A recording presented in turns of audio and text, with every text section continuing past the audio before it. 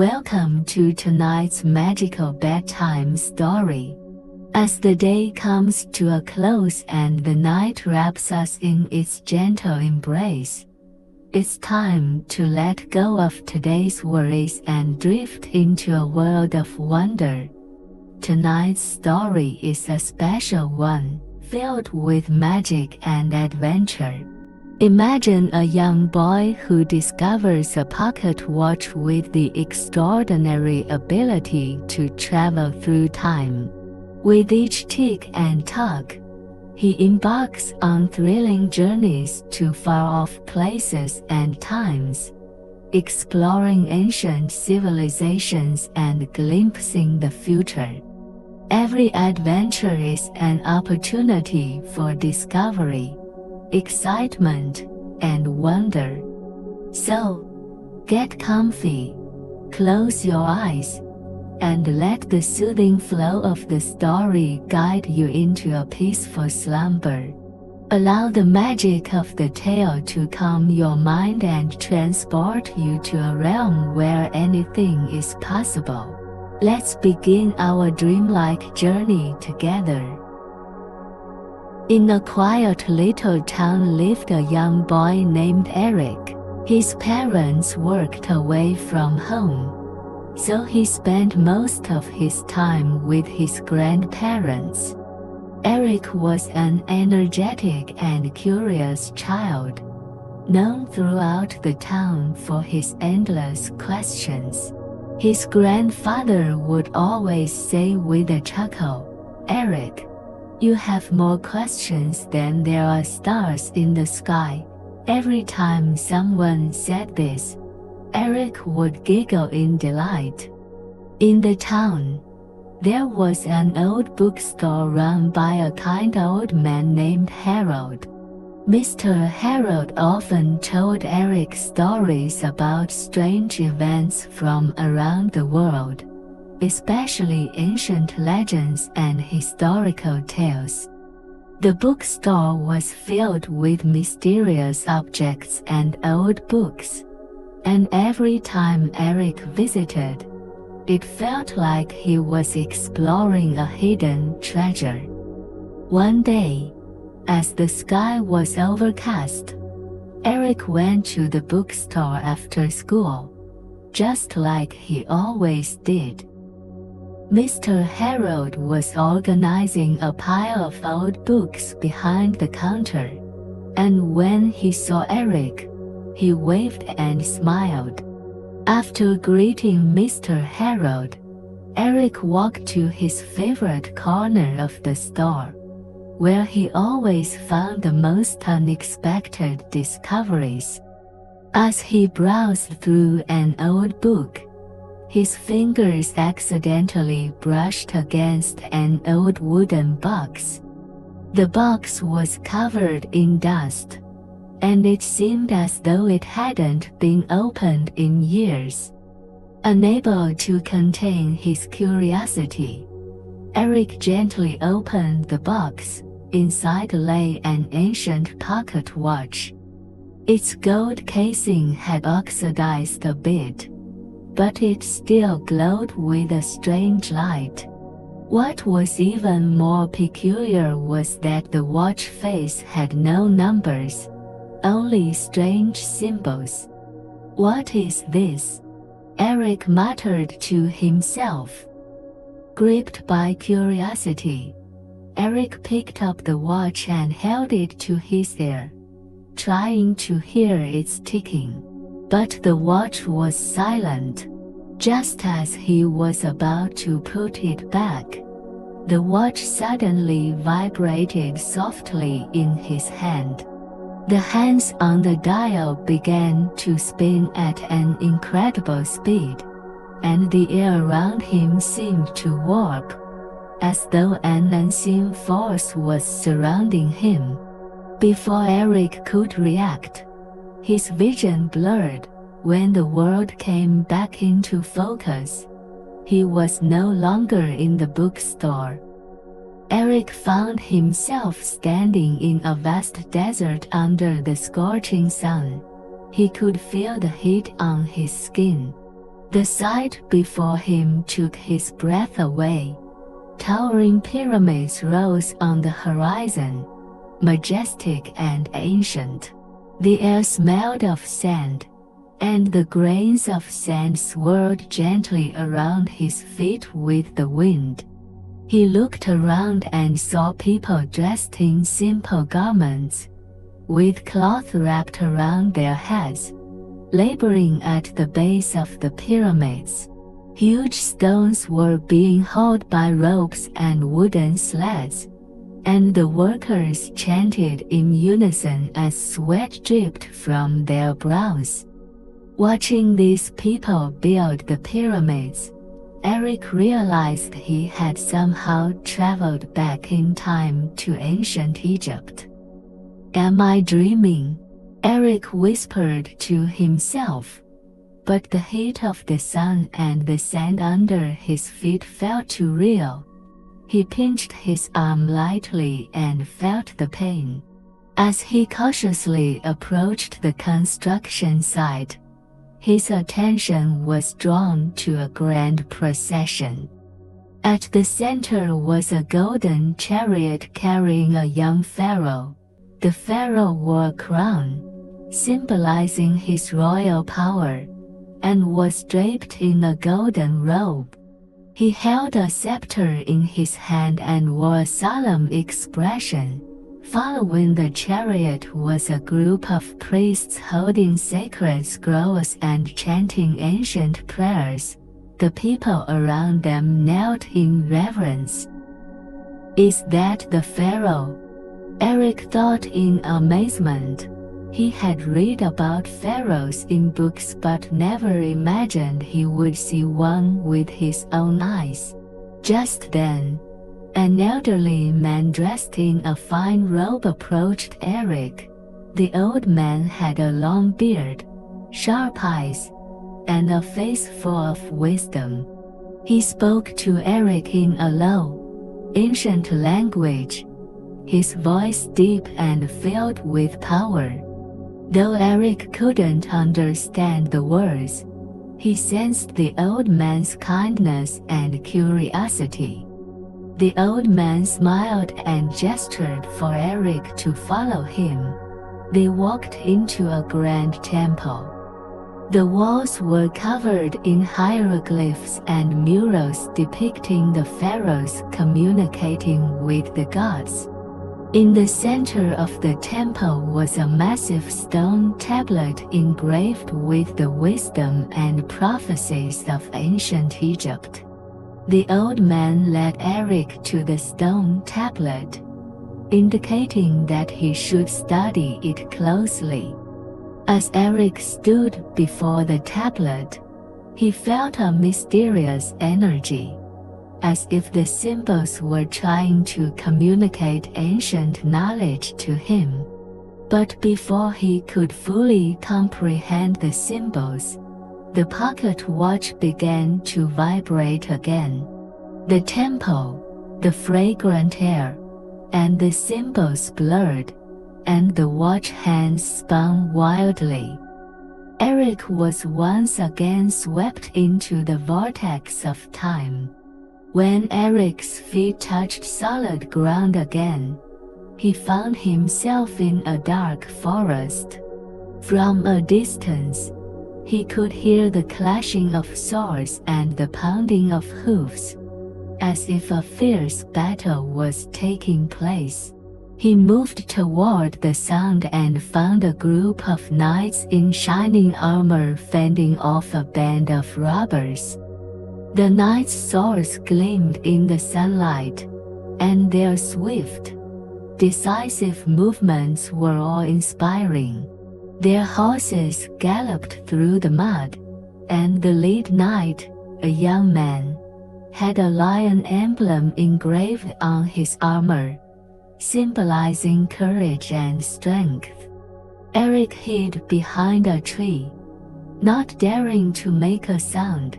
He watched as the knights fought valiantly and eventually drove the robbers away. The young knight, wiping the sweat from his brow, turned and spotted Eric hiding behind the tree. "Hey there, young lad. Where do you come from?" the knight asked kindly, his voice weary but strong. Eric didn't know how to answer, unsure of how he had ended up there. The knight didn't press further and instead smiled, saying, "You don't look like you're from around here. Come with me. We're headed to the king's castle. Perhaps you'll find the answers you're looking for there." The knight took Eric on his horse, and they rode through dense forests and over rolling hills until they reached a magnificent medieval castle. High walls surrounded the castle, and flags fluttered from the battlements. Armed guards stood watch at the gate. Eric followed the knight inside and discovered that a grand knight's tournament was about to take place. The castle's great hall was lavishly decorated, and the king sat upon the throne, with the queen and princess by his side. The knights stood in neat rows, awaiting the king's command. Eric was awestruck by the grandeur and solemnity of the scene, as if he had stepped into a fairy tale world. The young knight said to Eric, "Today's tournament is crucial. The winner will become one of the king's royal guards, tasked with protecting the kingdom." Eric listened intently, imagining the knights' brave battles on the field.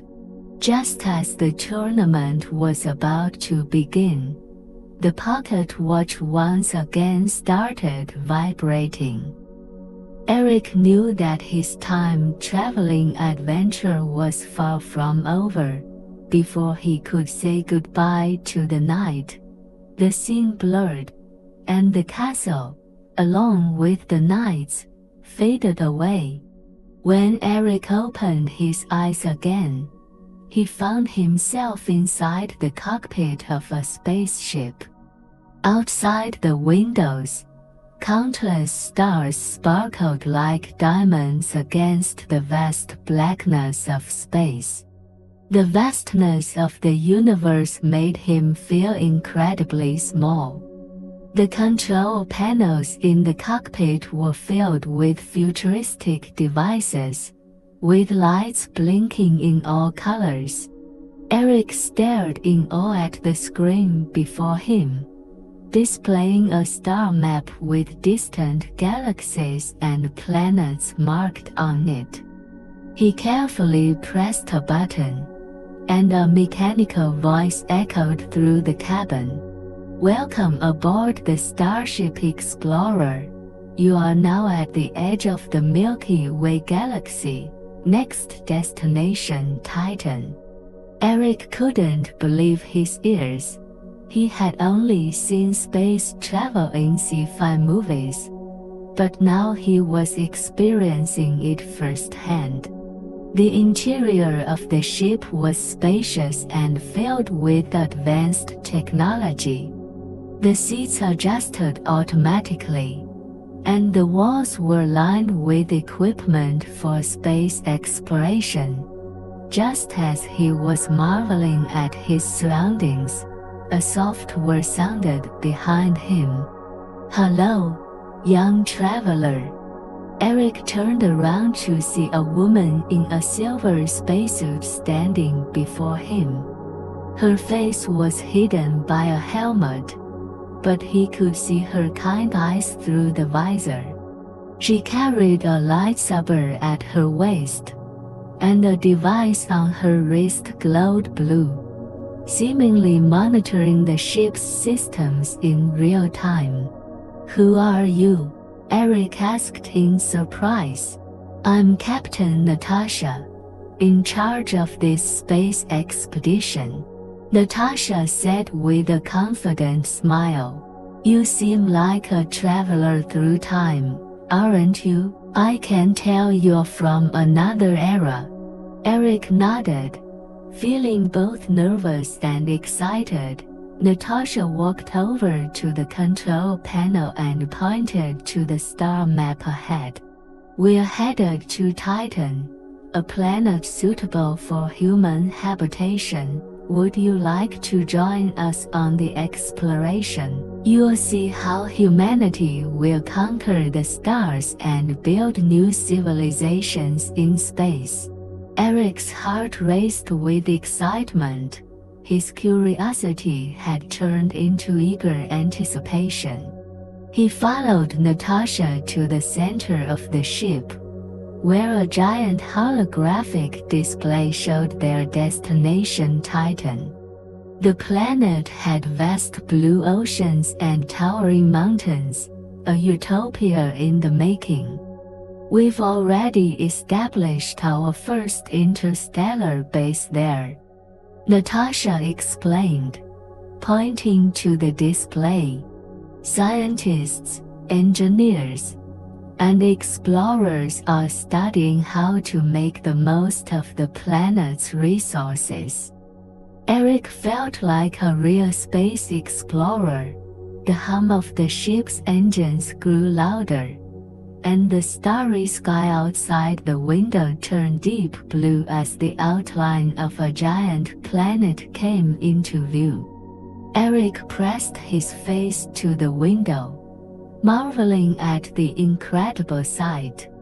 Just as the ship was about to enter Titan's atmosphere, the pocket watch in Eric's hand vibrated again. The watch face spun wildly, and the spaceship, Natasha, and the planet all began to blur and fade.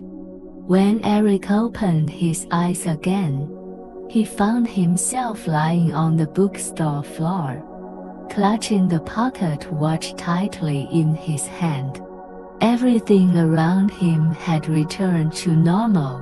The bookstore was quiet, and Mr. Harold stood nearby, smiling at him with a knowing look. "Awake?" Mr. Harold asked, his tone carrying a hint of mystery. Eric quickly scrambled to his feet, still shaken by what he had just experienced. It all felt so real, as though it had just happened. Carefully, he handed the pocket watch back to Mr. Harold and asked, "What is this? Did I just travel through time?" Mr. Harold chuckled softly. "This pocket watch is no ordinary timepiece. It holds the marks of time itself and can take you back to the past or forward into the future. But time travel is a great responsibility, and not everyone is fit to bear it. You have witnessed the splendor of history and glimpsed the wonders of the future. That was the watch's gift to you." A mix of excitement and a strange sense of responsibility swirled inside Eric. He realized that he wasn't just an ordinary boy. The pocket watch in his hand was a gateway to endless possibilities, and what he had experienced was a test from time itself. "Can I use it again?" Eric asked cautiously. Mr. Harold nodded. "The journey through time is far from over. As long as you have the courage and wisdom, the watch will take you to different eras again. But remember, time is a mysterious force, and its rules are not to be broken lightly." Eric gazed down at the pocket watch in his hand, filled with anticipation. He knew this was only the beginning of his adventure. Someday, the watch would vibrate again, pulling him into new time periods, allowing him to witness more historical events and future marvels. And he would become the traveler who journeyed through time.